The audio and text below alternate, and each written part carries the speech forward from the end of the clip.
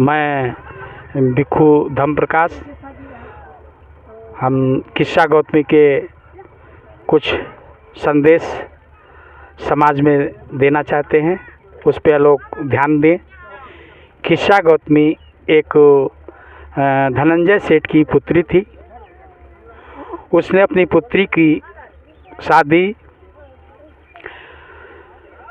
बिम्बसार से संबंधित राजा के यहाँ करने का इरादा किया, पर उसकी सास इतनी बेकार थी कि उसने ऐसा समय आ गया कि किस्सा गौतमी के पति का कुछ समय देहांत हो गया। देहांत होने के बाद किस्सा गौतमी की सास ने घर से बाहर निकाला और घर से निकालने के बाद वो झोपड़ी में रहना पसंद किया, मगर बुद्ध की अनुकंपा बनी रही तो किस्सा गौतमी के एक पुत्र का संचार हुआ। वो पुत्र 9 महीने बाद इस पृथ्वी पर अवतरित हुआ। अवतरित होने के बाद जब वो पुत्र को पाया तो वो बड़ी खुशहाल हुई और समाज में बहुत चैन मगन से रहने शुरू कर दिया। और रहते रहते कुछ जब बेटा सयाना हुआ तो बालकों के साथ खेलना कूदना शुरू कर दिया। और कुछ लोग अनाथ बच्चा जानकर वो लोग इधर उधर टहलाते रहे, इधर उधर घूमते रहे। एक दिन वो गेंद खेल रहा था, गेंद खेलते खेलते दूसरे बच्चे से गेंद उस जो है शेषनाग के स्थान पर पहुंची। शेषनाग के स्थान पर पहुंचने पर बच्चों का जाना था कि यहाँ पर शेषनाग रहता है। बच्चे वहाँ पर नहीं गए, उस बच्चे को भेज दिया। और बच्चे को जब भेज दिया, गेंद जस उठाया तब शेषनाग ने उसको डस लिया। और डसने के बाद वो लोग डर के मारे वहाँ से भाग गए।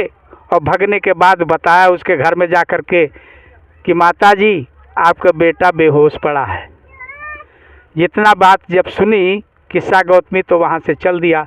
और चलने के बावजूद हुआ जब बेटे को देखा इस हालत में तो गले से लगाया और रोती चिल्लाती हुई इधर उधर बिलखती हुई घूमती हुई जंगल झाड़ी चलते चलते कुछ लोग मिले तो उन्होंने बताया कि जाओ श्रावस्ती में तथागत बुद्ध रहते हैं, वो तुम्हारे बेटे को जरूर जीवित कर देंगे, वरना यहाँ कोई किसी के बस की बात नहीं जो जीवित कर दे।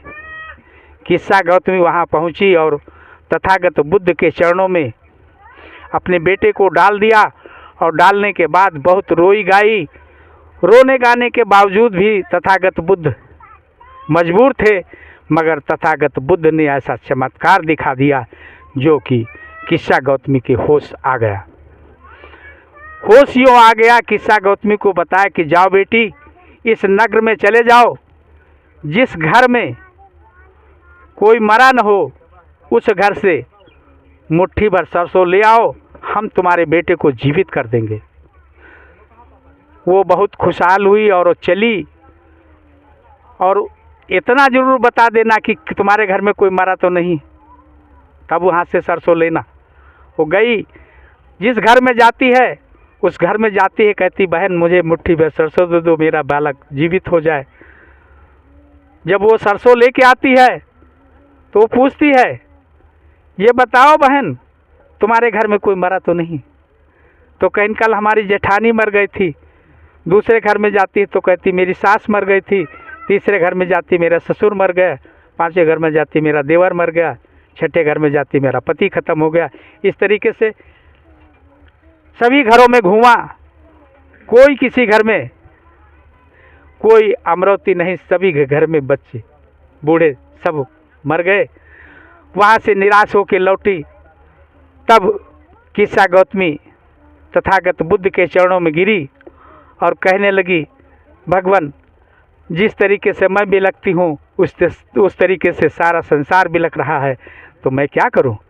तो बोले ये संसार का आना जाना सदैव बना है और ये बना रहेगा, इससे कोई भी वंचित नहीं रह सकता है। इसलिए आप जो है बुद्ध की शरण आकर के अपना जीवन अर्पण कर दो और तुम्हारा जीवन धन्य हो जाएगा। तो किस्सा गौतमी तुरंत तथागत बुद्ध के चरणों में गिरी और कहा कि भगवान मुझे अपने साथ ले लो।